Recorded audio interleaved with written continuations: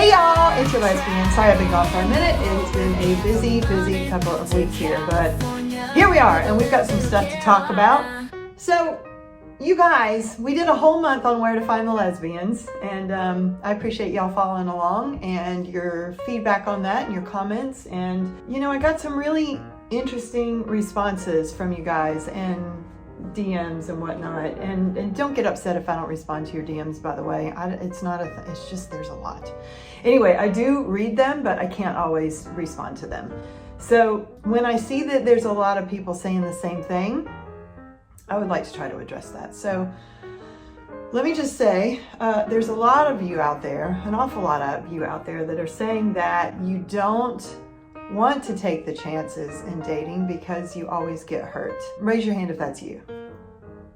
Raise your hand if that's ever been you. So, all right, let's dive into this, shall we? This concept of always getting hurt in relationships, this is exactly what stops us from moving forward and finding love, right? The fear, y'all. Y'all know, again, I get a little woo-woo on these things, right? And all I can speak to is my own experience, the things that I've learned, things that I know that have worked for me, and pass those along to you, right? So let me just give you a little example. Right now, so I've done a bit of work on myself, as I've talked to y'all about, right? With life coach for years. And I learned a few things, and I decided to dip a toe back in, reemerge into the dating pool this year. And it really is amazing now that I get to see the results of that work that I've done on myself, and when I'm applying the things that I learned, how differently the outcomes are in my dating life, and the type of women that I'm attracting now, the type of women that I find appealing now, as opposed to what I just didn't know when I was dating 10 years ago, 7 years, 6, 5, 4 years ago. You know, I feel like there was a big shift in the last 3 years of learning some of these things and doing the work on myself, which is always first and foremost, right? Because I feel like, y'all, you're only going to attract the level of woman as to where you are, because we attract in life where we are. We recognize, like, same attracts same, like attracts like, right?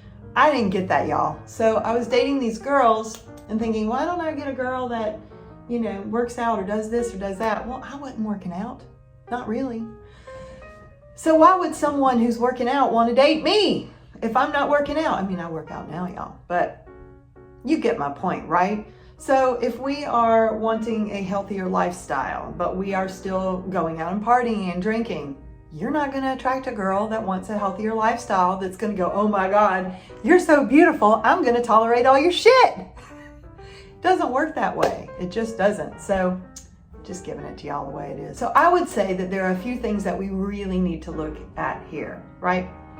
First and foremost, you have to have courage. You have to have courage to be vulnerable, to get out there, to put yourself in these situations, to try. If you're never going to get out there and try, how are you ever going to meet anybody? You know, I mean, maybe it'll happen online. Eventually you're going to have to meet them in person, but you might have to meet them online first, and that's okay. If you're trying, I'm all for that. I'm so supportive of that. For a long time, I sat back too, because I was just so afraid of going into yet another toxic relationship that ended badly. And I think the shift occurred for me when I just got really sick of feeling that way. You know, I hope that you reach that point where you just get really sick of feeling that way, because what's on the other side of that fear is really fun. Back to this year. So here I am in London town, right? And I decided to dip back a toe into the lesbian dating scene, where I didn't know anybody. So I just started showing up to these different meetups and letting friends of friends kind of introduce me to people and so on and so forth. And I said yes to everything, because whether you show up and you meet the love of your life that night or not, you're gonna make new friends, right? And that was always my goal, is like, I'm gonna go out, I need to expand my community. Win-win. If I meet a new friend or two, great, then that's great. If I happen to meet a girl that I can go on a date with, that's great too. But I'm gonna tell y'all, 9 chances out of 10, I didn't even expect to meet anybody to date. I went with the intention of finding friends, and then lo and behold, somebody kind of take me off guard, and that was really fun. So I've dated a few girls this year, and the one that I'm dating right now, y'all, is just fantastic. And I would say that she represents the greatest culmination of everything that I've been working towards thus far, right? I mean, I don't know if this is going to work out or not. How do we know? It's new, but it's great. It's fantastic. And so many things are aligning, you know, when it comes to her and this, that it's very exciting and it's really, really fun. But it's wild because y'all know I get a little woo-woo, and I do believe in the energy of things, and I do believe that we attract with where we are, okay? So there's things that I've asked and put out into the universe that I'm just kind of blown away by the fact that they're showing up now in her. But it's a result of doing the work, and that is what I want to stress to y'all so much. What does the work look like, Ashley, you ask? Well, I'm going to tell you, Brimhilda. Hang on. So again, first and foremost, I would say have the courage, feel the fear, and do it anyway. Get your butt out there. Don't place high expectations on the night. Just go, or the day, or whatever the meetups are. I've told you all about these meetups 100,000 times, right? They're fantastic. Number two, I used to be one of those people who would always say, well, I'm going to trust this girl until she gives me a reason not to. Well, how stupid is that, y'all? Because A, your mentality is you're kind of setting yourself up for somebody to break your trust. So what are you doing to yourself, right? We live in here. Like, the external world is what the external world, but really, we live in here, right? So the thoughts that you think are going to carry you along your journey and are going to set you up for the things that work for you or don't work for you. And it took me a long time to realize that. So I would say entering these new dates, let's not call them relationships yet. When you're going on dates, this is your practice time, right? So let's not get too far ahead of ourselves and look at marriage. I mean, you have to kind of look at somebody and go, is this somebody that I can see myself with for the long term? If you want a relationship like I do, right? So there's some things that have to sort of align. You got to have your values in order. You've got to, you know, have some things in common. And then as it progresses, you have to sort of be able to see how they respect you and how you respect them. So number two for me is place good boundaries for yourself and see what she does. Now, this is what would hang me up every time in the past.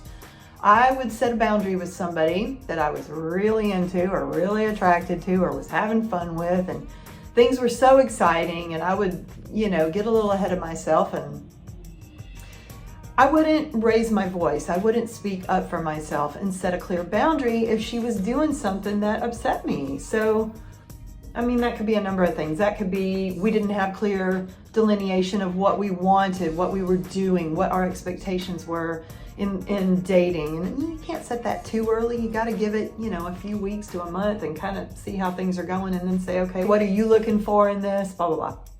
So an example would be maybe for me, like, I'm triggered by the way someone can speak to me that reminds me of things that my mom would say growing up, right? So my mom was, you know, I love her dearly and we're good now, but she was a little critical growing up. She was a lot critical. And she didn't mean it. She didn't know any better. She went through what she went through, and that's that. But so when somebody speaks to me in a tone that is very sort of adamant about, you should do this, you should do that, you know, or they're critical of something that I'm wearing or whatever it may be, something I'm doing, even if they're doing it in jest, it strikes a nerve with me. I don't like it. So in the past, I would have trouble speaking up and saying, hey babe, that bothers me. Can you maybe, you know, can we not joke about stuff like that, because it kind of triggered some stuff that I went through in childhood and I'm working on it, but can we just, you know.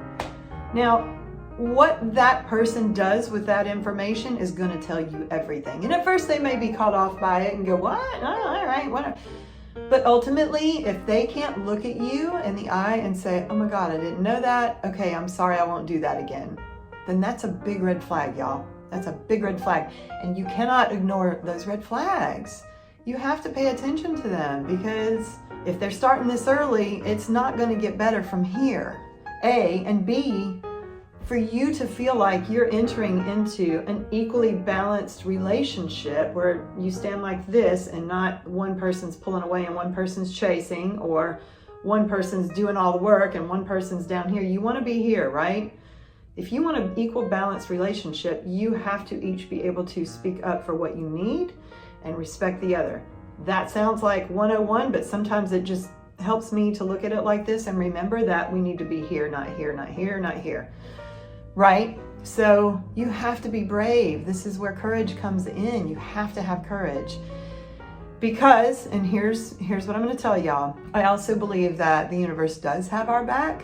I know that sometimes it may not appear that it does, but if you continue to keep the faith, keep that mindset, trust that things are always going to work out for you. Again, this is a mindset thing, right? This is what we're practicing. Things are always working out for me. Things are always working out for me. That's your mantra. You have to trust that if this girl cannot meet you where you are and cannot respect your boundaries, that it's going to be that she's just not for you. And that means that something better will come in. So mantra number 2, this or something better, this or something better. Every time you go out with somebody, say to yourself, thank you, universe, it's this or something better.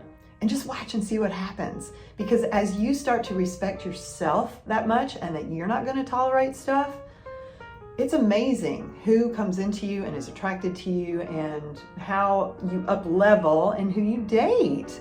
It's just the way it works. So that courage is something that you have to practice. Courage doesn't just happen. Like when you hear people are like me, some of y'all are like, oh, I don't know how you travel by yourself. I don't know how you go out and date by, well, it's courage, y'all, and you have to practice it. It doesn't just happen. Courage is something that you build over time. And it only happens by you putting yourself in these situations, seeing how things turn out, going, okay, I didn't die. I'm okay. I made it through that.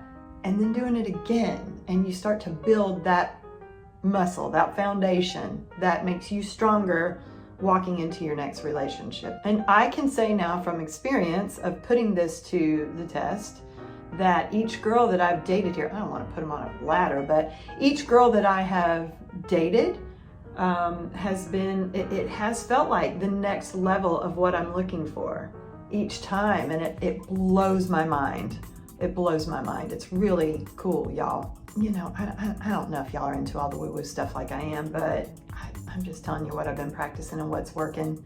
For those of you who are just scared and saying that you don't want to take that chance because you're so scared of being hurt, just know that you're going to get through that. If you do date again and somebody hurts you again, recognize, learn to set those boundaries earlier, because our goal is to learn our lessons faster, right? Ask the universe for soft lessons. Hey, I'm going on a date tonight. If this isn't gonna work, soft lessons, please, soft lessons. Just try it. You will get through it. You do have a community of women here who are in the same boat. I've been in that same boat for years, and I finally got sick enough to just get out there and try again, because I really want that love. I really want that partnership. It's very exciting seeing that, how much closer I've gotten to it. And now I've got, a really nice girl that, I don't know, like I said, we'll see how it goes. But right now it's really good. And that's exciting. And I haven't had this feeling in a long time. So it's quite nice. Like I said, I'll continue to have a think on this, but I'd really love to hear your feedback on this. If you guys do have questions, if there's something specific that you want me to discuss, walk you through, because I can't think of everything, and I love it when y'all throw things back to me to discuss, I'm happy to do it and just share with you anything that I've learned. I'm wishing y'all so much luck. I know you can do it. I know you've got this. I know times are really weird right now. US just had its big election. Yeah, meditate, practice calming your mind, practice self-soothing, practice doing kind things for yourself. Do y'all know why this is so important? This is really important, actually. Doing kind things for yourself helps you recognize that you are worthy of that love, of that self-love. And it makes it easier for you to receive when someone steps into your life and wants to do nice things for y'all. Because I'm guessing that some of y'all are bad at receiving, because I was. Please, if you feel like this could help a friend, share it.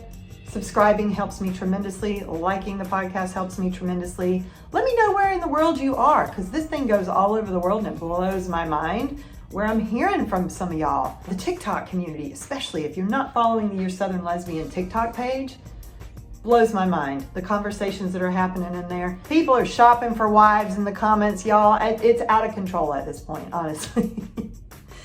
And there are quite a few folks in Africa actually that are telling me that they don't have dating apps and they don't have ways to meet other lesbians. So I'm gonna have a think on that as well. But Anyway, hope y'all have a fantastic week. I will see you next time. Take good care of yourselves. Okay, bye y'all.